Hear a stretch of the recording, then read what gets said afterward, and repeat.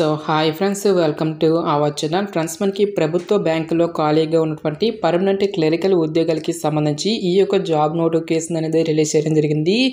ఈ యొక్క పోస్టులకి సెలెక్ట్ అయినటువంటి క్యాండిడేట్స్కి మంత్లీ వచ్చరికి 35,000 వరకు కూడా శాలరీ అనేది రావడం జరుగుతుంది గైస్.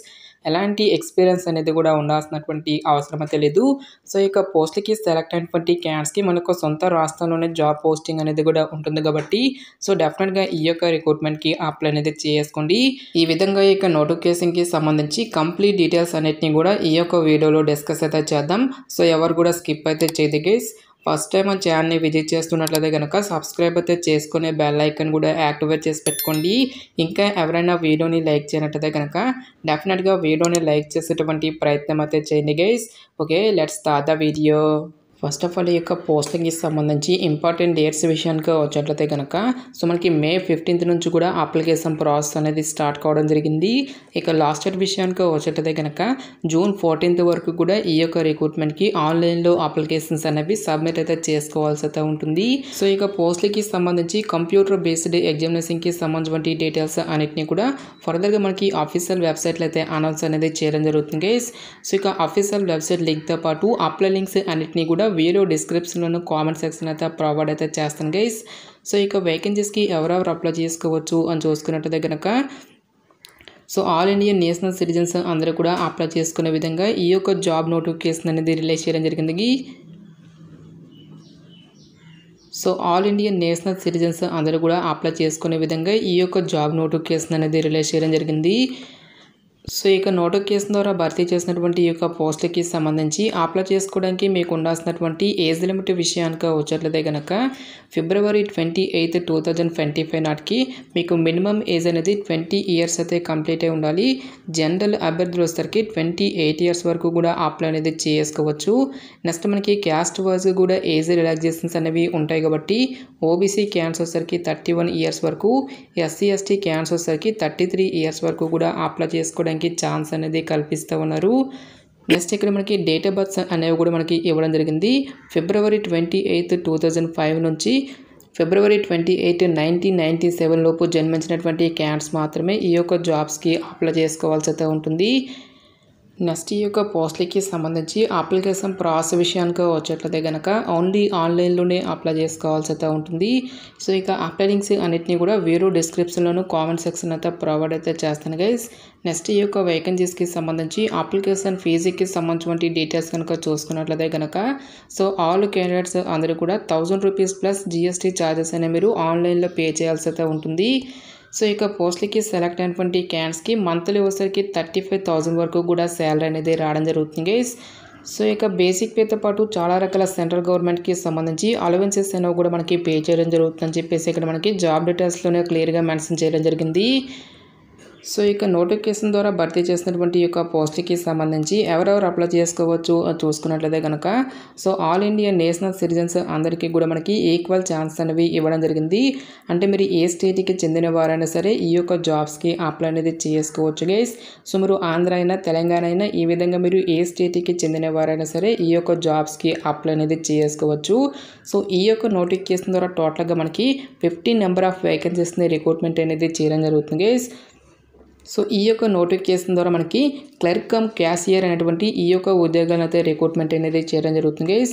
సో ఇక పోస్టులకి అప్లై చేసుకోవడానికి మీకు ఉండాల్సినటువంటి ఎసెన్షియల్ ఎడ్యుకేషనల్ క్వాలిఫికేషన్ విద్యా అర్హత విషయానికి వచ్చేట్లయితే కనుక February 28th, 2025 నాటికి నోటిఫికేషన్లో మెన్షన్ చేసేటువంటి ఈ యొక్క పర్టికులర్ క్వాలిఫికేషన్ అనేది ఉంటే సరిపోతుంది గైస్. ఈ యొక్క జాబ్స్కి మనము అప్లై అనేది చేసుకోవచ్చు. సో క్వాలిఫికేషన్ కనుక చూసుకున్నట్లయితే కనుక graduation in any discipline from a recognised university అని చెప్పేసి మెన్షన్ చేయడం జరిగింది.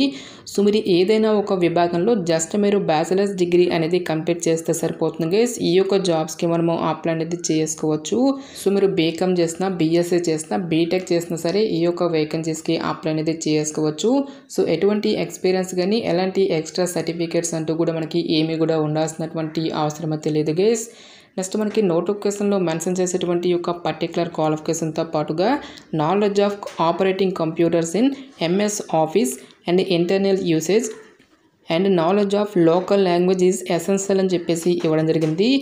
సో కంప్యూటర్ అప్లికేషన్కి సంబంధించిన నాలెడ్జ్తో పాటు మీరు ఏ స్టేట్కి అయితే అప్లై చేయాలనుకుంటున్నారో ఒక స్టేట్కి సంబంధించిన లోకల్ లాంగ్వేజ్ అనేది కూడా మీకు డెఫినెట్గా అయితే రావాలి అని చెప్పేసి ఇక్కడ మనకి జాబ్ డీటెయిల్స్లోనే క్లియర్గా మెన్షన్ చేయడం జరిగింది.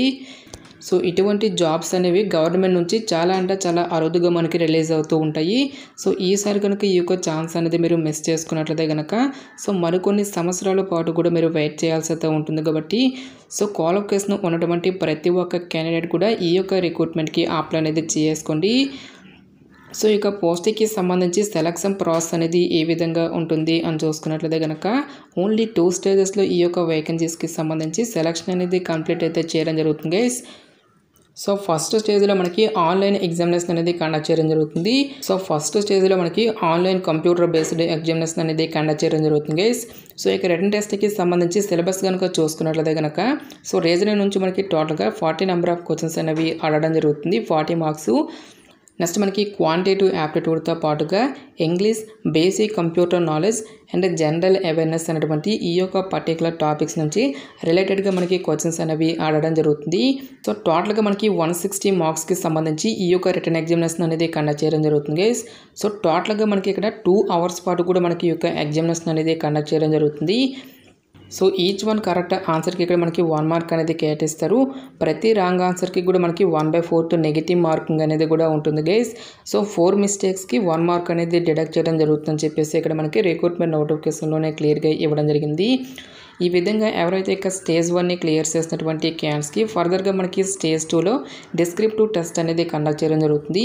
సో ఇక డిస్క్రిప్టివ్ టెస్ట్ అనేది ఓన్లీ మనకి ఇంగ్లీష్ లాంగ్వేజ్లో మాత్రమే కండక్ట్ చేయడం జరుగుతుంది గైస్. టాపిక్స్ కనుక చూసుకున్నట్లయితే కనుక ఎస్ఏ రైటింగ్తో పాటుగా లెటర్ రైటింగ్కి సంబంధించి క్వశ్చన్స్ అనేవి మనకి అడగడం జరుగుతుంది. సో టోటల్గా మనకి 40 మార్క్స్. సో ఇక డిస్క్రిప్టివ్ టెస్ట్ అనేది మనకి టోటల్గా 60 మినిట్స్ పాటు కూడా కండక్ట్ చేయడం జరుగుతుందని చెప్పేసి ఇక్కడ మనకి నోటిఫికేషన్లోనే క్లియర్గా మెన్షన్ చేయడం జరిగింది.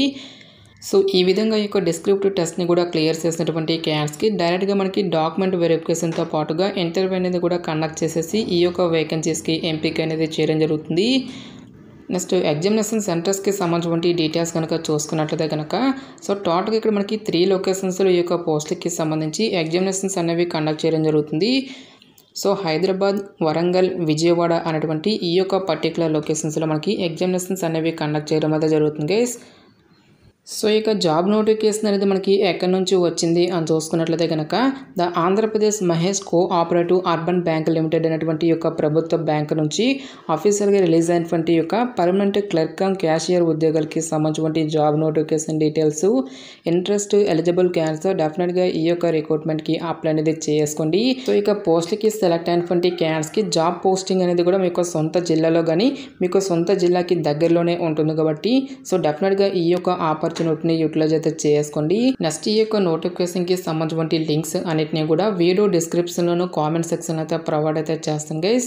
ఇంకా ఈ యొక్క వేకెన్సీస్కి సంబంధించి మీకు ఎటువంటి డౌట్స్ వచ్చినా సరే నాకు కామెంట్ సెక్షన్లో కామెంట్ అయితే చేయండి. ఇటువంటి మరిన్ని జాబ్ అప్డేట్స్ కోసం మన ఛానల్ని సబ్స్క్రైబ్ చేసుకుని బెల్ ఐకాన్ కూడా యాక్టివేట్ చేసి పెట్టుకోండి. సో ఇది ఫ్రెండ్స్ ఇవాల్టి వీడియో. రేపు మరొక మంచి జాబ్ అప్డేట్తో మళ్ళీ మీ ముందుకు రావడం జరుగుతుంది. Thanks for watching this video.